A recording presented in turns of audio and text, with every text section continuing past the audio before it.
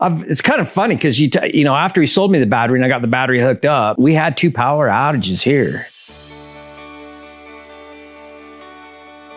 I'm Doug. I'm from Riverton, Utah. I paid $30 in the summertime for, running my AC at 72 degrees, which was, nice. I didn't have a huge power bill.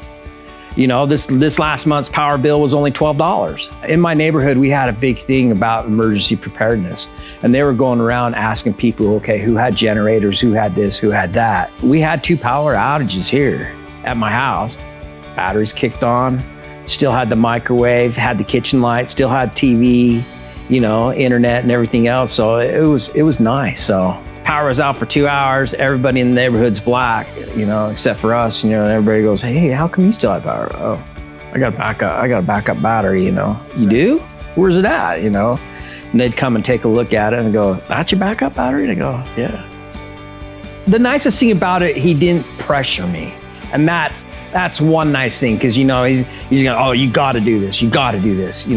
No, he was saying, hey, this is how this works. This is what the cost is. This is what your rebates and everything else will be. And he was nice. I liked it. He was friendly, but he wasn't pressured. Did some background check on you guys just to see what your guys' ratings are, customer reviews and everything else like that.